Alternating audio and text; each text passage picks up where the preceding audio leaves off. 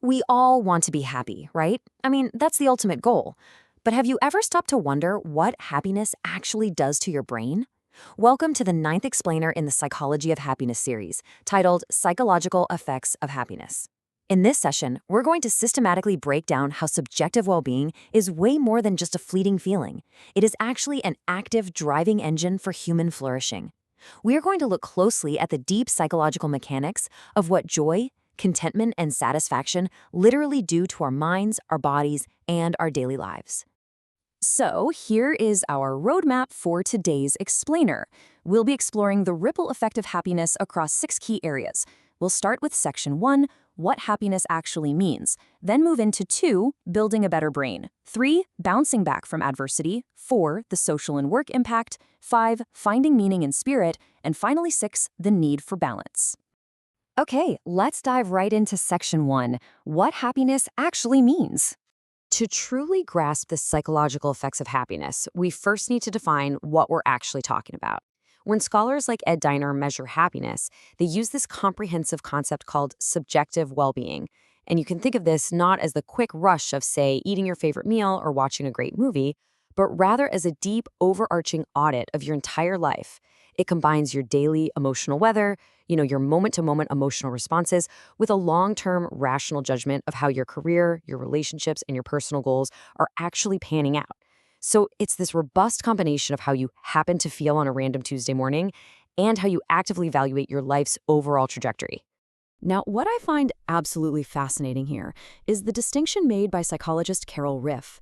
She pointed out that true psychological well-being goes way beyond just feeling good. Compare the momentary, fleeting pleasure of eating an ice cream cone, which psychologists call hedonic well-being, with the deep, rooted strength of a massive oak tree. That tree represents eudaimonic functioning. To truly flourish in a eudaimonic sense, you need much deeper elements. We're talking about a sense of autonomy, mastery over your daily environment, continuous personal growth, and profound self-acceptance. Happiness, in this robust, scientifically grounded sense, isn't just a passive mood that washes over you. It is a highly active state of positive functioning. So, now that we have a solid definition, let's move to Section 2, building a better brain. Have you ever heard of Barbara Fredrickson's Broaden-and-Build theory? It is literally a game changer. It reveals this brilliant upward spiral that happens right inside our minds. Let's walk through a totally relatable scenario. Imagine you're in a genuinely great mood. When we experience positive emotion, it doesn't just feel nice, it actively broadens our momentary thought and action repertoires. Joy naturally makes you more curious and playful. Because your mind is suddenly wide open, you might strike up a conversation with a stranger or decide to learn a new skill. And in doing so, you build enduring personal resources, like a brand new friendship or a fun hobby. Those new resources then feed directly back into your life, generating even more future happiness. It's a fantastic cycle. Researchers have found that positive affect essentially acts like a giant floodlight for your mind. Think about it. When you are highly stressed, your brain gets tunnel vision, right? It hyperfocuses on immediate threats just to survive.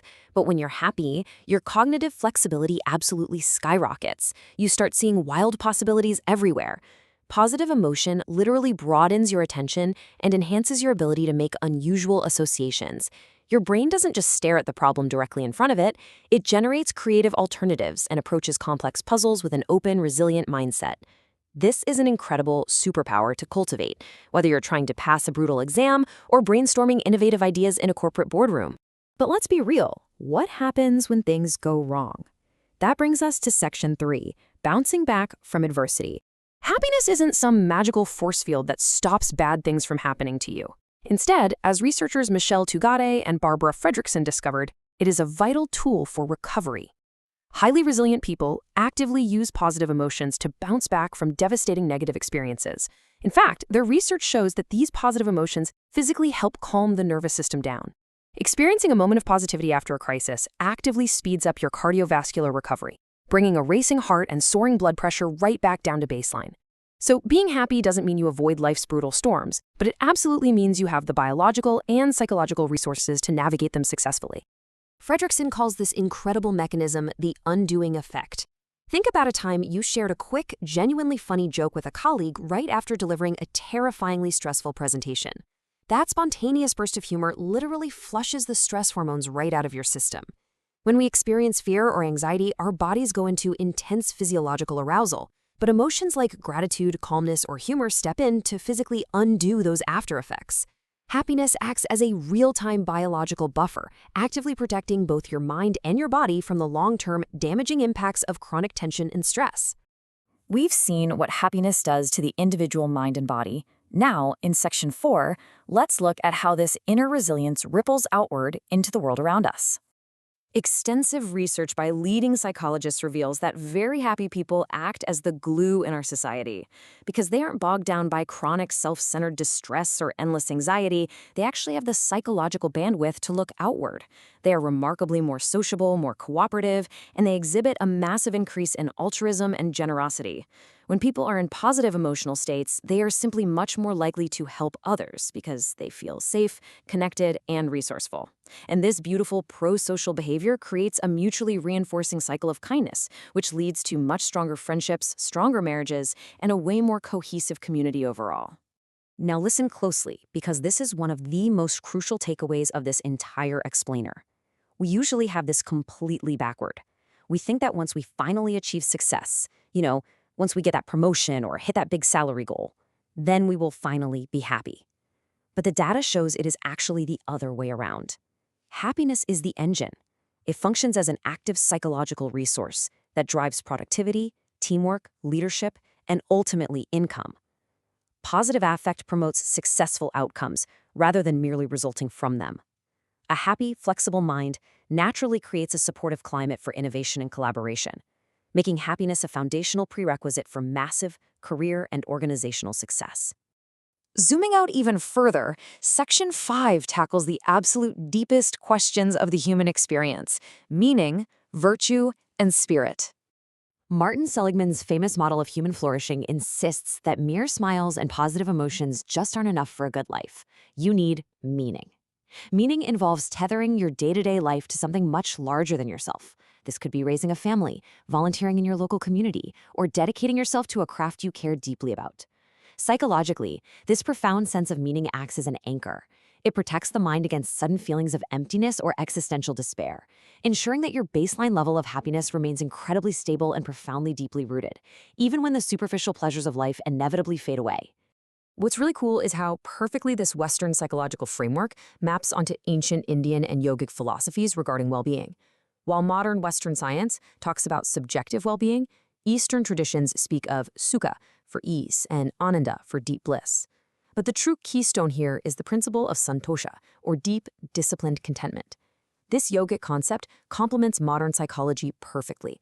By actively reducing our constant, exhausting craving for the next best thing, santosha unlocks a profound inner spiritual peace that absolutely does not rely on constant external stimulation. It is true peace, built from within. Finally, in Section 6, it is time for a reality check. We have to look at the limitations of happiness. This brings us to a really fascinating question that challenges a massive amount of modern self-help culture. Ask yourself, is it actually possible to be excessively happy? Can an uncompromising, relentless pursuit of nonstop positivity actually backfire on us?